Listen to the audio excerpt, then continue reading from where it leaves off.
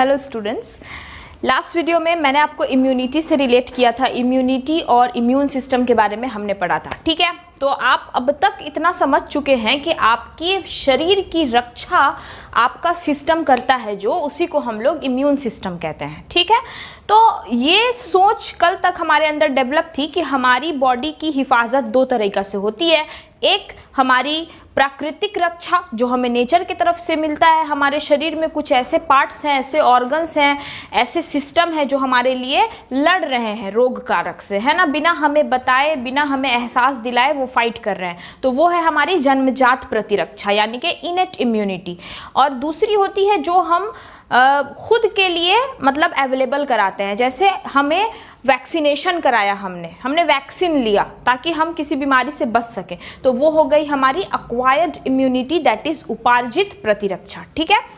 तो यहाँ पे आज का जो आपका टॉपिक है वो है कि हमारे कौन कौन से वैसे ऑर्गन हैं। मैंने आपको बोला था कि नेक्स्ट वीडियो में आपको मैं बता दूंगी कि एग्जैक्टली कौन कौन से ऑर्गन हैं जो आपकी हिफाजत में लगे हुए हैं, कहाँ बन रहे हैं, कैसे हो रही है हिफाजत, ये पूरी डिटेल। तो देखिए, सबसे पहले मैं आपको बता दूं कि अपना आज का टॉपिक है organ related with immune system, ठीक है। कौन कौन सा ऐसा ऑर्गन है जो हमारे इम्यून सिस्टम के लिए काम कर रहा है, हमारी प्रतिरक्षा तंत्र के लिए काम कर रहा है, और साथ ही वो कैसे काम कर रहा है, मतलब क्या है उसका लाइन ऑफ डिफेंस, उसकी सुरक्षा पंक्तियां क्या हैं, किस तरीका से वो हमारे लिए फाइट कर रहे हैं। आज हम दो टॉपिक को एक साथ करेंगे कवर। तो let's start with our first topic, that is organ of immune system. Organ of immune system ये मैंने लिख दिया, लेकिन एग्जैक्टली इस ऑर्गन को एक नाम अगर दिया जाए तो ये होता है लिम्फॉइड ऑर्गन, यानी कि लसिका अंग। हमारा जो लसिका भाग, लसिका अंग होता है, उसी को हम लोग कहते हैं, यही है हमारा मेन इम्यून सिस्टम। तो ऑर्गन ऑफ इम्यून सिस्टम में कौन आएगा? Lymphoid organ. तो यहाँ पे आपको याद रखना है कि लिम्फॉइड ऑर्गन्स के बारे में हमें होने वाली है जानकारी, ठीक है। तो लिम्फॉइड ऑर्गन्स की हम बात करेंगे।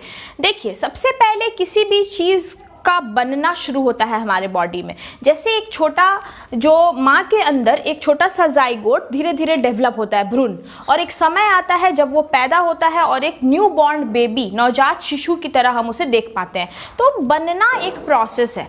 तो हमारे लिए अगर हमारे बॉडी का कोई चीज़ हमारे लिए लड़ रहा है, इन्फेक्शन से फाइट कर रहा है, तो पहले उसका बनना शुरू हुआ होगा। पहले तो वो खुद उस स्टेप में होगा जब वो आपके लिए कुछ नहीं कर सकता था, फिर वो धीरे धीरे बना, डेवलप हुआ, विकसित हुआ, यानी कि मैच्योर हुआ, और फिर वो अलग अलग जगह पर बिखर गया ताकि अलग अलग तरीका से पैथोजन से फाइट कर सके, है ना। तो उसी के बेसिस पर हमारे जो लिम्फॉइड ऑर्गन है उनको दो पार्ट में हमने बांट दिया। देखिए यहाँ पे सबसे पहले प्राइमरी लिम्फॉइड ऑर्गन, और हमारा दूसरा पार्ट है सेकेंडरी लिम्फॉइड ऑर्गन। तो हमें प्राइमरी लिम्फॉइड ऑर्गन्स में याद रखना है कि यहाँ पर हम हमारे रोग कारक से लड़ने वाले कोशिकाओं को तैयार करते हैं, उन्हें विकसित करते हैं, ठीक है। और सेकेंडरी वो कब कहलाएंगे? जब वो डेवलप हो गए, अब उनके अंदर वो क्षमता हो गई है कि वो सीधा किसी रोग कारक से लड़ लें, हमारी हिफाजत कर लें, तब हम उन्हें क्या कहेंगे? सेकेंडरी कह देंगे। जैसे जूनियर स्कूल्स में, प्राइमरी स्कूल में पहले शिक्षा देकर मजबूत किया जाता है। जूनियर लेवल में 1, 2, 3, 4, 10 तक हमें नॉलेज बेसिक दी जाती है प्राइमरी स्कूल्स में, ताकि हम अपनी बेसिक को मजबूत कर सके, ताकि हम हमारे सेकेंडरी में जाकर अच्छा कर सके, हमें वहाँ क्या एजुकेशन समझ आ सके। ठीक उसी तरह से प्राइमरी लिम्फॉइड ऑर्गन्स वैसे सभी भाग हैं जहां पर हमारे रोग कारक से लड़ने वाले सेल्स को रेडी किया जाता है, विकसित किया जाता है, मजबूत किया जाता है, और जब वो उस लायक हो जाते हैं तब हम उन्हें सेकेंडरी लिम्फॉइड ऑर्गन बनाकर ट्रांसफर कर देते हैं। तो देखते हैं हम लोग डेफिनेशन आपके लिए कि प्राइमरी और सेकेंडरी की डेफिनेशन अगर आपसे पूछी जाए तो आप क्या कहेंगे। ओके, तो ये है हमारी डेफिनेशंस, ठीक है। देखिए क्या है डेफिनेशन, प्राइमरी लिम्फोइड ऑर्गन, सबसे पहले आपको मैंने हिंदी दे दी है, प्राथमिक लसिकाब अंग, ठीक है। तो मैंने आपको पहले ही बोला था कि यहाँ पर तैयारी होती है, फैक्ट्री सेटअप हो रही है, ये फैक्ट्री है जहाँ पर हम लोग सेल्स को रेडी करते हैं। तो दो सबसे इंपॉर्टेंट फैक्ट्री है जो आपको याद रखनी है, जहाँ पर हमारे सोर्स तैयार किए जाते हैं, हमारे वो सेल तैयार किए जाते हैं जो जाकर हमारे लिए रोग कारक से लड़ेंगे।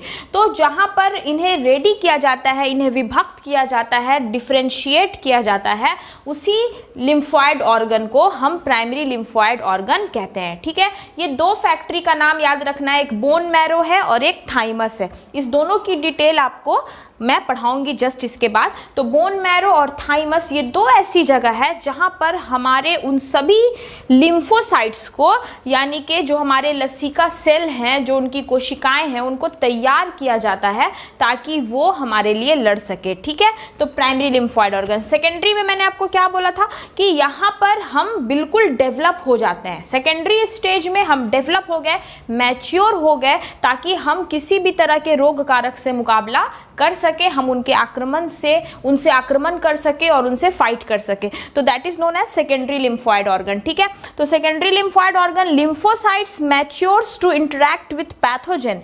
यहाँ पर जो हमारे लिम्फोसाइट है, लिम्फोसाइट से घबराइए नहीं, लिम्फोसाइट का मतलब होता है वैसी कोशिकाएं जो रोग कारक से लड़ने की क्षमता रखती हैं, ठीक है।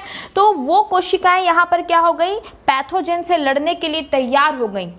और सिर्फ इतना ही नहीं, अगर वो पैथोजन से लड़ रही हैं तो दोबारा से भी अपने आप को असरदार रखने की क्षमता यहाँ पर उनमें हो जाती है। ये नहीं कि एक फाइट के बाद वो खत्म, ऐसा नहीं है। फाइट हुई, अगर आक्रमण हुआ हमारे लिम्फोसाइट पर, तो दोबारा से वो प्रोलिफरेट हो जाएंगे। देखिए यहाँ पे एक वर्ड यूज किया मैंने, प्रोलिफरेट, यानी कि पहले जैसा दोबारा हो जाना, उसी को क्या कहते हैं, प्रोलिफरेट। तो प्रोलिफरेट हो जाएंगे, इफेक्टर हो जाएंगे, यानी कि उनका असर बाकी रहेगा, वो दोबारा से फिर रेडी हो जाएंगे। इनमें कुछ स्पेशल यहाँ पे लिखा है स्प्लीन, जिसको पलीहा कहते हैं, स्प्लीन, इसके बारे में आपको मैं पढ़ाऊंगी।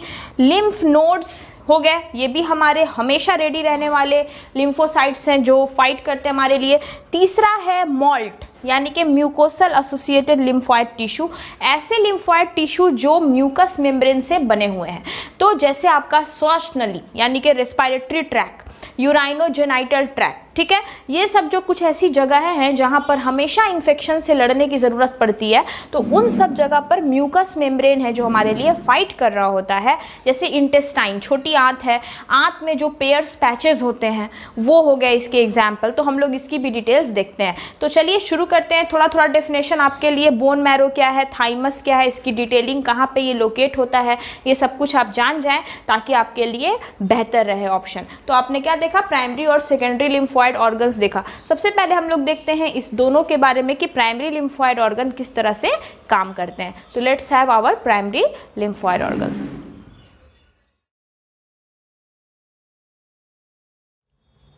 Now we are having points for both bone marrow and thymus, ठीक है। बोन मैरो की हिंदी होती है अस्थि मज्जा, है ना, जो आप जानते हैं। और थाइमस ग्लैंड होता है एक, है ना, जो ब्रेस्ट बोन के नीचे लोकेटेड होता है। ऐसे आपको सारे इंफॉर्मेशंस यहाँ पे दिए जाएंगे। देखिए यहाँ पे बोन मैरो जो होता है ये प्रेजेंट होता है अक्सर लॉन्ग बोन की कैविटीज में, ठीक है। जो लॉन्ग बोन से, जैसे थाई का जो फीमर बोन होता है ना, उसकी जो कैविटी होती है उसके अंदर हमारा बोन मैरो क्या होता है, लोकेटेड होता है, ठीक है। तो लॉन्ग बोन की कैविटी में ये पाया जाता है। नेक्स्ट है स्टेम सेल्स। अब देखिए बोन मैरो एक कारखाना है, उस कारखाना को कहाँ लगाया गया है, तो लॉन्ग बोन की कैविटी में। थाई बोन आप याद रखें, जांग की जो हड्डी होती है ना, वो सबसे लॉन्गेस्ट है और सबसे स्ट्रॉन्गेस्ट भी है। तो उसके कैविटी में क्या होता है, ये प्रेजेंट होता है, ठीक है। तो वहां पर जो होता है वो फैक्ट्री का नाम क्या है, बोन मैरो। उसमें जो मशीन आपने लगाई है, फैक्ट्री आपने एक खोली, फैक्ट्री का नाम बोन मैरो, उसके अंदर आपने जो मशीन्स लगाई है, जिस मशीन में आप कुछ बना पाएंगे, तो उस मशीन का नाम है स्टेम सेल। क्वेश्चन पूछा जाता है कि लिम्फोसाइट्स जब बोन मैरो के जरिया बनाया जाता है तो वो कौन से सेल के मदद से बनाया जाता है? तो आपको याद रखना है स्टेम सेल। स्टेम सेल सिर्फ हमारे लिए लिम्फोसाइट से नहीं बनाते, बल्कि हमारे ब्लड सेल जितने भी होते हैं, WBCs हो गए, RBCs हो गए, ये सब के फॉर्मेशन में वो मदद करता है। ठीक है, हमारे बहुत सारे सेल्स को वो बनाता है। तो हमारे लिम्फोसाइट्स को कौन बना रहा है? Stem cell.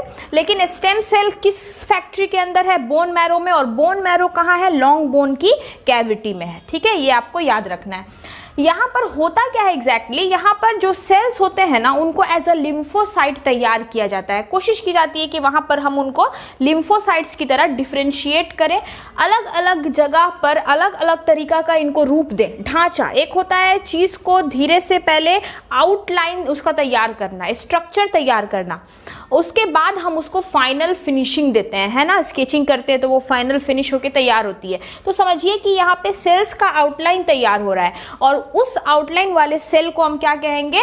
B lymphocyte. क्या कहेंगे? B lymphocyte. ठीक है, तो ये हो गया एक फैक्ट्री में लगी मशीन का नाम स्टेम सेल। और स्टेम सेल किस तरह की कोशिका को बनाएंगे? बी लिम्फोसाइट कोशिका को वो बनाते हैं। ठीक है, जस्ट आते हैं हम अपने अगले प्राइमरी लिम्फोइड ऑर्गन पर, थाइमस। ये कहाँ पाया जाता है? हमारे हार्ट के नज़दीक।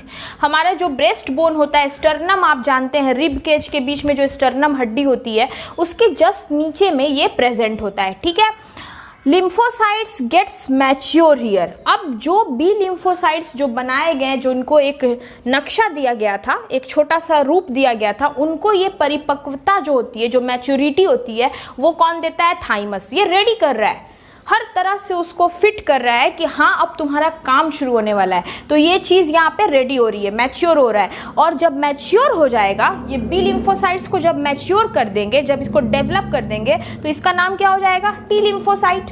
क्योंकि ये काम किसके जरिए किया गया? थाइमस के जरिए। बोन मैरो जितना देर तक काम करेगा और जो भी लिम्फोसाइट्स के लिए करेगा, तो उन लिम्फोसाइट्स को क्या कह रहे हैं? B lymphocytes.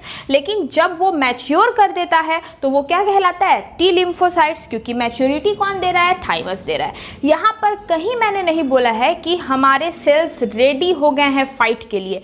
मैंने कहा कि उनको रेडी कर दिया गया है कि आगे जाकर वो फाइट कर सकें।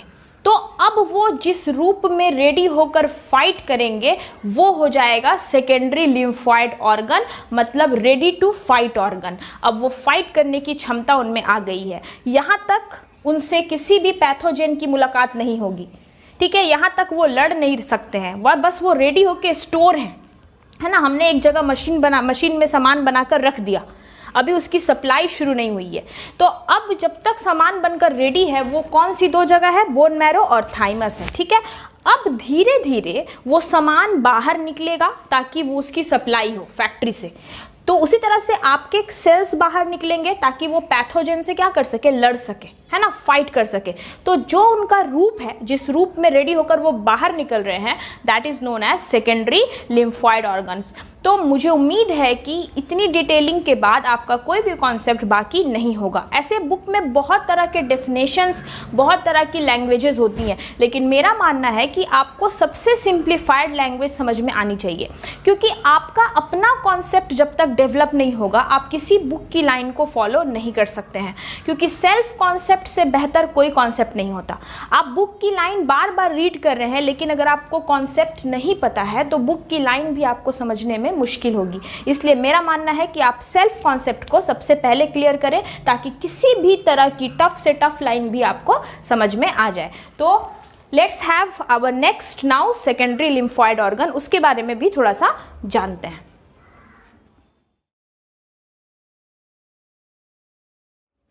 Now we are having our secondary lymphoid organs. ठीक है, अब हम देखते हैं कि सेकेंडरी लिम्फोइड ऑर्गन्स में कौन कौन से ऑर्गन बने हैं। यानी कि अब आप ये समझने वाले हैं कि किसकी शक्ल में फाइट करेंगे वो, जैसे इनकी क्या क्या रूपरेखा में ये तैयार है ताकि ये हमारे लिए फाइट कर सके किसी भी रोग कारक से। तो सबसे पहले बात आएगी स्प्लीन की। ठीक है। स्प्लीन एक खजाना है, आपको पता है ना कि डेड होने के बाद रेड ब्लड सेल कहाँ जाकर स्टोर हो जाता है, स्प्लीन में। स्प्लीन को एरिथ्रोसाइट्स का ग्रेवयार्ड भी कहा जाता है, यानी कि कब्रिस्तान कहा जाता है। तो वहाँ पर ऐसा फायदा भी है, वहाँ पर कुछ फायदा भी छुपा हुआ है जो आपके लिए काफ़ी ज़रूरी है। देखिए स्प्लीन कहाँ प्रेजेंट होता है, spleen present beneath the stomach in U shaped limb of duodenum. आपको पता है कि ड्यूडेनम जो होता है वो हमारे इंटेस्टाइन का पार्ट है, ठीक है। तो हमारे ड्यूडेनम में ये प्रेजेंट होता है spleen. Duodenum is a U shaped limb like structure, उसी में क्या प्रेजेंट होता है, स्प्लीन प्रेजेंट होता है, ठीक है। Erythrocytes, phagocytes, lymphocytes are stored in spleen. आपको एरिथ्रोसाइट्स के बारे में पता था, आरबीसी के बारे में, कि वो जाके स्टोर हो जाते हैं वहाँ पे, लेकिन उनके अलावा फैगोसाइट्स और लिम्फोसाइट्स भी वहाँ पर मौजूद हैं। फैगोसाइट्स का मतलब भक्षक कोशिकाएं जो किसी भी माइक्रो ऑर्गेनिजम्स को अपने अंदर लेकर ख़त्म कर देती हैं, और हमारे लिम्फोसाइट्स का तो काम ही है कि ये हमें प्रतिरक्षा प्रदान करेंगे। जो हमारे प्रतिरक्षा से के लिए लड़ने वाली कोशिकाएं हैं उनको हम लिम्फोसाइट्स कहते हैं। तो ये दोनों भी वहाँ पर मौजूद है, तो आप समझ सकते हैं कि जाहिर सी बात है कि यहाँ पर आपकी सेफ्टी मौजूद है ना।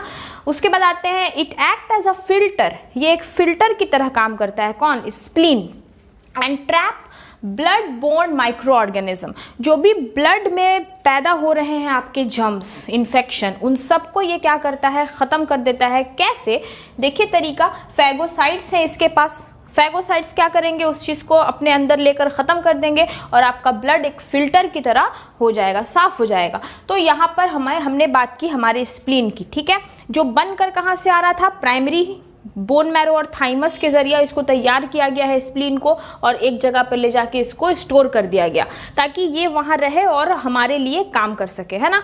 अब देखिए लिम्फ नोड की बारी आ गई। लिम्फ नोड क्या होते हैं ना, ये छोटे छोटे तरह के ऑर्गन्स होते हैं, राउंड राउंड, ठीक है। लिम्फ नोड छोटा छोटा नोड होता है, ये हमारे लिम्फॉइड ऑर्गन्स में ही शामिल है, लेकिन ये ट्रांसपोर्ट एजेंट का काम करते हैं। मैंने आपको बोला था कि बोन मैरो से थाइमस में ले जाना होगा, थाइमस से फिर दूसरे जगह पर हमने स्प्लीन में, हमने पेयर्स पैच आगे आप देखने वाले हैं उसमें, हमने अलग अलग जगह पर चीज़ों को बिखेर दिया है ताकि हमारी हिफाजत हो। तो कोई तो ऐसा होना चाहिए जो चीज़ों को ट्रांसपोर्ट करे, अलग अलग जगह पहुंचा सके। तो देखिए देखते हैं, small solid structure of lymphoid tissue are called lymph node.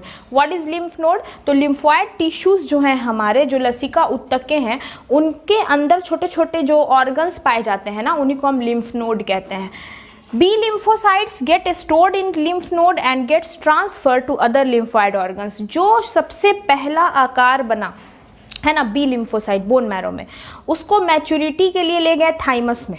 वहाँ जो ले जाने का काम करेगा थाइमस में, वो कौन होगा, लिम्फ नोड होगा। और आपको पता है कि ये सिर्फ ट्रांसपोर्ट ही नहीं करता है, बल्कि जिस वक्त ये ट्रांसपोर्ट कर रहा है उसी वक्त अगर कोई एंटीजन अटैक कर देगा, मान लीजिए जिस गाड़ी में आपका कोई सामान किसी दूसरी जगह पहुंचाया जा रहा है, उस गाड़ी पर अगर अटैक हो रही है, तो ये क्या करता है कि अपने आप को एक्टिव कर लेता है ताकि ये भी फाइट कर सके, ठीक है। इसके अंदर भी वो खासियत है कि ये इन्फेक्शन से लड़ जाएगा। ऐसे तो ये ट्रांसपोर्ट कर रहा है, लेकिन ज़रूरत पड़ने पर ये खुद पर होने वाले अटैक को भी रोक सकता है, इसकी ये पावर होती है। तो ये हो गया हमारा लिम्फॉइड ऑर्गन।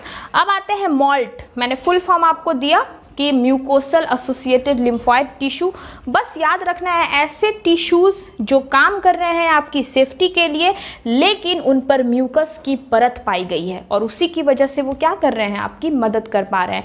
तो देखिए प्रेजेंट इन 3 खास जगह है जो आपको हमेशा याद रखना है। ये 3 जगह पर मॉल्ट प्रेजेंट होता है।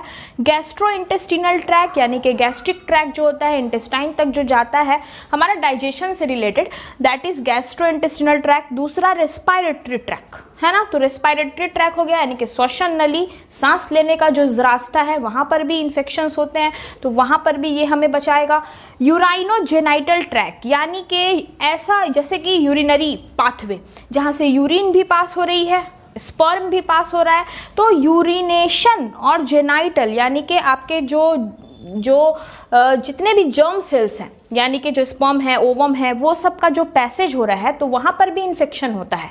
तो उस जगह पर भी क्या प्रेजेंट होगा, हमारे मॉल्ट प्रेजेंट होंगे जो हमें सेफ करते हैं। Small patches of lymphoid tissue, इस मॉल्ट के मदद से हम जो है काफ़ी छोटे छोटे पैचेस यानी कि धब्बे यानी कि सेल, मान लीजिए छोटे छोटे सेल को बनाकर भी अलग अलग बिखेर देते हैं। जैसे हमारी जो टॉन्सिल हो जाती है, टॉन्सिल्स जो होते हैं वो भी हमारे लिए क्या है, सेफ्टी ही है, वो भी इन्फेक्शन से लड़ते हैं हमारे लिए, ठीक है। पेयर्स, पैचेस, अपेंडिक्स, जो अपेंडिक्स होता है बॉडी में, अपेंडिसाइटिस इज द प्रॉब्लम, लेकिन जो ऑर्गन है हमारा वो भी हमारे लिए क्या करता है, इन्फेक्शन से लड़ता है। पेयर्स, पैचेस जो स्मॉल इंटेस्टाइन में प्रेजेंट होते हैं ये भी हमारी क्या करते हैं, हिफाजत करते हैं ना। तो इस तरह से हमारा ये जो सेकेंडरी लिम्फोइड ऑर्गन है उसका 3 फॉर्म आपको मिल गया, that is spleen, lymph node and malt. तो पीछे के वीडियो को अगर आप देखेंगे तो आपको ये समझ में आता है कि इम्यूनिटी क्या है ना, और इम्यूनिटी कितने तरह से है, तो 2 तरह से है, इनेट और एक्वायर्ड। अब बात यहाँ तक आ गई थी कि इनेट इम्यूनिटी जो हमें मिली है तो बॉडी में कहाँ है, किधर है, वो कौन सी चीज़ें हैं जो हमें बचा रही हैं। तो आज आपने सुना कि आपके बॉडी में ही चीज़ बनेगी भी और हिफाजत के लायक भी हो जाएगी। बनने वाले जगह को प्राइमरी लिम्फोइड ऑर्गन, और जब वो बनकर रेडी है एक्शन करने के लिए तो सेकेंडरी लिम्फोइड ऑर्गन। तो बनने वाली जगह में 2 बातें याद रखनी है, एक जहाँ पे आपने फैक्ट्री लगाई दैट इज बोन मैरो, और दूसरा जहाँ से निकल कर वो रेडी हो जाते हैं दूसरे जगह पर, उनको स्टोर कर दिया गया कि स्टोर रहो, ज़रूरत आने पर एक्शन लेना है। तो स्टोरेज हाउस कौन हो गया, थाइमस। तो bone marrow is the factory and storage for maturation is thymus. Done. अब स्टोर होने के बाद बन जाएंगे वो, जब निकल के उनको एक्शन लेना है रोग कारक के खिलाफ तो वो हो जाएंगे सेकेंडरी लिम्फोइड ऑर्गन्स, और उसमें मैंने आपको दिया स्प्लीन, आपके लिम्फ नोड और आपका मॉल्ट, ठीक है। तो it was the basic and most important for your concept. I am not going for any exam, I am going for your concept. देखिए कुछ टॉपिक्स ऐसे होते हैं जो आपके प्रोबेबल एग्जाम के लिए हैं, ठीक है, लेकिन कुछ ऐसी चीज़ें हैं जो एज अ बायोलॉजिकल स्टूडेंट 100% आपका कमांड होना चाहिए उस पर, ताकि आप 100% कॉन्सेंट्रेट हो। ये आपके बॉडी से रिलेटेड बातें हैं जो खुद आपको जाननी चाहिए ताकि आप अपनी सुरक्षा भी कर सकें, है ना। तो this was our video and most efficient for your basic concept. Now in our next video we will start with the barriers and lines of defense. Thank you.